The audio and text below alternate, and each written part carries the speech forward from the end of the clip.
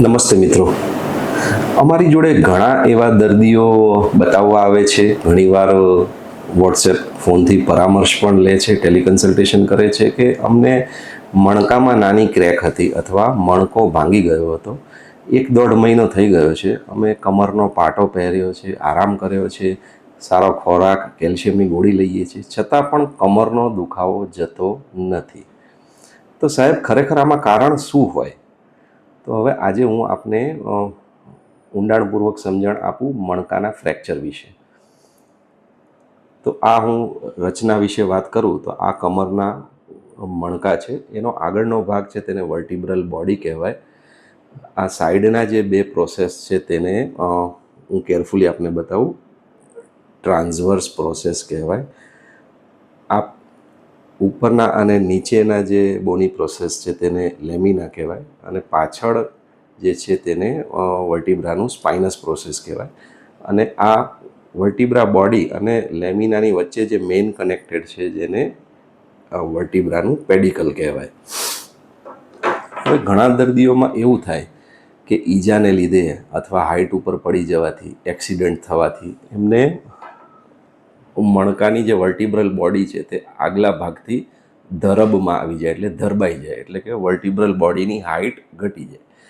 આવી રીતે 2 મણકા હોય તો એમાં ફ્રેક્ચરને લીધે વર્ટિબ્રા બોડીની હાઇટ કમ્પ્રેસ થઈ જાય. તો આવા તબક્કામાં દર્દીઓને શું લક્ષણ થતા હોય છે?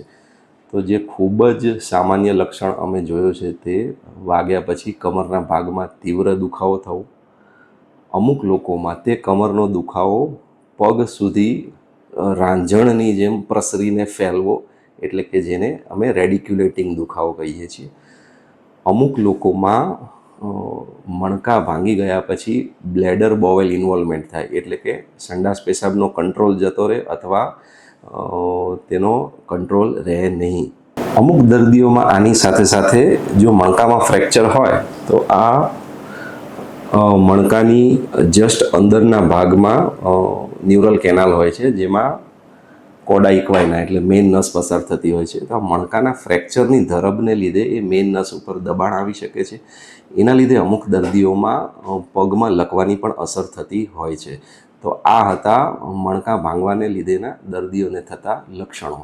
હવે મણકા જે ભાંગી જાય, મણકાના ફ્રેક્ચર હોય, એમાં હાથ કે પગના ફ્રેક્ચરમાં કેવું હોય? સામાન્ય રીતે એક્સરે જોઈએ તો 2 કટકા અલગ પડેલા દેખાય. પણ મણકાના ફ્રેક્ચરમાં શું થાય સામાન્ય રીતે કે એવું જોવા ના મળે.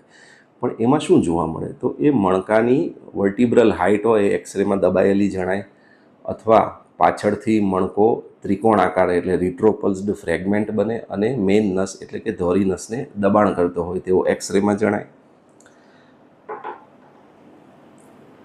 હવે એના નિદાન કરવાના કયા સંસાધનો છે? હવે મણકાના ફ્રેક્ચરને નિદાન કરવા માટે કયા રિપોર્ટ છે? તો મણકાના ફ્રેક્ચરમાં જ્યારે દર્દી ડૉક્ટર પાસે કન્સલ્ટ કરે, એમને કંઈ વાગવાની, ઈજા થવાની હિસ્ટ્રી આપે, ત્યારબાદ ડૉક્ટર જરૂર જણાય એ મુજબ મણકાના એક્સરેના રિપોર્ટ સાથે સાથે મણકાનો MRI રિપોર્ટ કરાવે, જેથી એમાં ફ્રેક્ચર, પાછળની ધોરી નસને દબાણ, વર્ટિબ્રા બોડી સિવાયના મણકાના ભાગમાં કોઈ ફ્રેક્ચર થયું હોય તો તે જણાઈ જાય. આ રિપોર્ટ ક્યારેક જરૂર લાગે તો ડૉક્ટર સાહેબ એમાં મણકાના CT સ્કેનનો રિપોર્ટ પણ કરાવતા હોય છે. હવે આપણે વાત કરીએ સારવાર વિશે. તો સામાન્ય રીતે જ્યારે મણકામાં એક જ મણકાની ઈજા હોય, વર્ટિબ્રલ બોડીની હાઇટ 50% કરતાં ઓછી ઘટી હોય, ન્યુરોલોજી નોર્મલ હોય એટલે પગમાં દુખાવો ના હોય, પગના સ્નાયુમાં વીકનેસ ના હોય, સંડાસ પેશાબનો કંટ્રોલ નોર્મલ હોય, તો તેવા વ્યક્તિઓને LS બેલ્ટ એટલે કમરનો પાટો, 1.5 મહિનાનો આરામ, યોગ્ય આહાર, કેલ્શિયમની ગોળીથી રાહત મળતી હોય છે. અમુક દર્દીઓમાં વર્ટિબ્રોપ્લાસ્ટી એટલે સિમેન્ટ સારવારના પણ ઓપ્શન્સ હોય છે. તેના પણ અમુક કેટેગરીવાળા દર્દીઓ હોય છે જેને આપણે એક અલગથી વિડીયોમાં જોઈશું.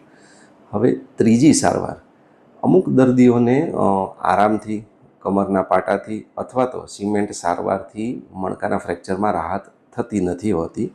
તો તેવા દર્દીઓને મણકાના ફ્રેક્ચરમાં ઓપરેશનની જરૂર પડતી હોય છે. તો એવા કયા પરિબળો હોય છે, એવા કયા દર્દીઓ હોય છે જેને મણકાના ફ્રેક્ચરમાં ઓપરેશનની જરૂર પડતી હોય છે? તો પહેલું કારણ જે મણકાના દર્દીઓમાં ઓપરેશનની જરૂર પડતી હોય છે તે હોય છે કમરના દુખાવાની સાથે પગમાં અસહ્ય દુખાવો અથવા પગમાં ન્યુરોલોજિકલ કોમ્પ્રોમાઇઝ, એટલે પગના સ્નાયુમાં લકવાની અસર થવી, બહેરાશ થવી, પંજો કામ ન કરવો, પંજામાં ખાલી ચડેલી રહેવી, પંજામાં બહેરાશ રહેવી. બીજું કારણ છે કે મણકો ભાંગી ગયો હોય, કમરમાં દુખાવો હોય, સાથે સંડાસ પેશાબનો કંટ્રોલ જતો રહ્યો હોય, એટલે કે બોવલ બ્લેડર ઇન્વોલ્વમેન્ટ. આ એક બીજું કારણ છે જેમાં મણકાના ફ્રેક્ચરમાં ઓપરેશનની જરૂર પડતી હોય છે. ત્રીજું કારણ છે મણકાના ફ્રેક્ચરમાં વર્ટિબ્રલ બોડી હાઇટ, એટલે કે મણકાની હાઇટ એ 50-60% કરતાં વધારે ધરબ આવી ગઈ હોય. આવા કેસીસમાં સાથે સાથે જે અમે જોયું છે પાછળનો રિટ્રોપલ્સ્ડ પીસ એ ધોરી નસને દબાણ કરતો હોય છે. તો રિટ્રોપલ્સ્ડ ફ્રેગમેન્ટ અથવા મેસિવ લોસ ઓફ વર્ટિબ્રલ હાઇટ એ ત્રીજું કારણ છે જેમાં મણકાના ફ્રેક્ચરમાં ઓપરેશનની જરૂર પડતી હોય છે. ચોથું કારણ જેમાં મણકાના ફ્રેક્ચરમાં ઓપરેશનની જરૂર પડતી હોય છે તે છે આ વર્ટિબ્રલ કોલમ છે. આપણે ક્લિયરલી દેખાય એ રીતે સમજાવું.